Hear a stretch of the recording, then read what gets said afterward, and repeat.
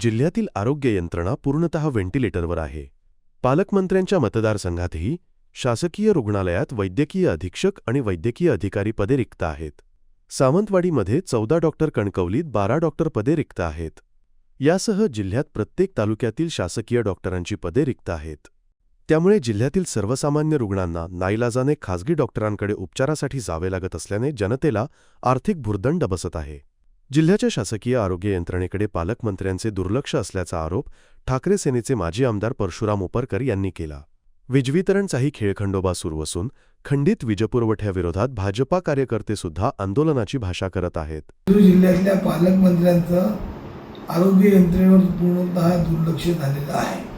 आज या त्यांच्या मतदारसंघातले देवगड असून दे, वैभवडी असून दे, कणकवली असून दे, या वैद्यकीय अधीक्षकाचा चार्ज वरती सर्व ही आरोग्य केंद्र आहेत. त्या ठिकाणी जे अन्य डॉक्टर लागणार आहेत ते डॉक्टर अजून अद्याप दिले गेलेले नाहीत किंवा डॉक्टरबाबत त्यांनी कोणते प्रयत्न केलेले दिसत नाहीत.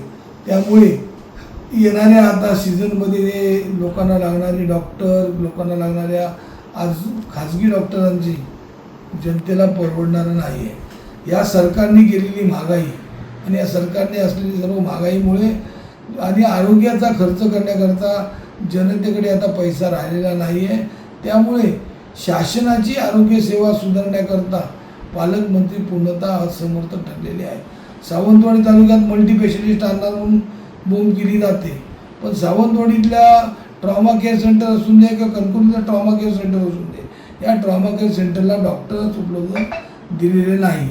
त्याचप्रमाणे या असलेल्या सावंतवाडीमध्ये जे आज अधीक्षक आहेत ते उद्या निवृत्त होणार आहेत. निवृत्त झाल्यानंतर तेही डॉक्टर त्या ठिकाणी उद्या चार्जवरती असणार. तिथे 12 डॉक्टर कमी आहेत, कणकवलीमध्ये डॉक्टर कमी आहेत. अशा पद्धतीने कुडाळमध्ये डॉक्टर कमी आहेत, वेंगुर्ल्यात कमी आहेत, मालवणमध्ये कमी आहेत. अशा पद्धतीने जिल्ह्यातल्या आरोग्याचा खेळखंडोबा या जिल्ह्याच्या पालकमंत्र्यांनी केलेला आहे. त्यामुळे जिल्ह्यातल्या जनतेला आरोग्यावरती मोठ्या प्रमाणात खर्च करावा लागतो आणि तो खाजगी डॉक्टरांकडे. आज स्वतःचे असलेलं खाजगी हॉस्पिटल त्या ठिकाणी पण चांगली सुविधा मिळत नाही. अनेक लोकांच्या तक्रारी आहेत की त्या ठिकाणच्या असलेल्या हॉस्पिटलमध्ये कोणत्याही प्रकारची पेशंटला बिलं दिली जात नाही. ती बिलं देतात ती फक्त त्यांच्या क्लेम करायचे त्यांना देतात, पण सर्वसामान्य माणसांना बिल दिले जात नाही. म्हणजे त्यांच्या हॉस्पिटलमध्ये आरोग्याचा भट्ट्याबोळ आहे. सिंधुदुर्ग जिल्ह्यातील मेडिकल कॉलेजमध्ये जे टेम्पररी स्टाफ दिले आहेत ते बरेचसे आपले कार्यकर्ते पडलेले आहेत.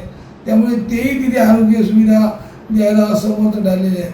अशाच पद्धतीने आरोग्याकडे पालकमंत्र्यांचा पूर्णतः दुर्लक्ष करून जनतेच्या आरोग्याच्या विषयावरती पालकमंत्री पूर्णपणे असक्षम ठरलेले आहेत. त्याचप्रमाणे आज पालकमंत्र्यांनी गेल्या आठवड्यात MSCBच्या लोकांची बैठक घेऊन कोणत्या प्रकारची लाईट जाता कामा नये, कोणत्या प्रकारचा लाईटचा खंडोबा होता कामा नये, ही अशी सूचना देऊनही आज जे लोक आंदोलन करत आहेत त्या आंदोलनात भारतीय जनता पक्षाचे कार्यकर्ते सहभागी होत आहेत. म्हणजे त्या भारतीय जनता पक्षाच्या कार्यकर्त्यांना पण आता जळ पोचते आहे की आरोग्याच्या बाबतीत असलेल्या MSCBच्या बाबतीत जे जबरदस्ती मीटर लावले अदानीचे, त्या मीटरच्या बाबतीत आज जनतेला जी झळ पोचावी लागते त्या ठिकाणी पालकमंत्र्यांची पूर्णपणे MSCBच्या अधिकाऱ्यांनी कधी दिलेल्या आदेशाला केराची टोपली दाखवलेली आहे. त्यामुळे पालकमंत्र्यांचं कोणताच अधिकारी ऐकत नाही हे यातून निष्पन्न होतं आहे. त्यामुळे जिल्ह्यातल्या जनतेने आता पालकमंत्र्यावरती किती विश्वास ठेवावा. पालकमंत्री नको त्या ठिकाणी उधळपट्टी करत आहेत, नको त्या ठिकाणी पैसे खर्च करत आहेत. जसे रोरो बोट सेवेला खाजगी बोट जी आहे त्या बोटीला 2 कोटी 93 लाख रुपये डिझेल खर्चासाठी दिले. याचाच अर्थ पालकमंत्र्यांना जिल्ह्यातल्या नागरिकांचं सोयसूतक नाही, जिल्ह्यातल्या नागरिकांचं भविष्य की जिल्ह्यातल्या युवकांचं भविष्याबाबत कोणत्याही प्रकारची काळजी पालकमंत्र्यांना नाही. ताज्या बातम्यांसाठी आजच सबस्क्राईब करा आपला Sindhudurg digital news channel. Like करा, शेअर करा, कमेंट करा आणि महत्त्वाचं म्हणजे बेल आयकॉनला क्लिक करा.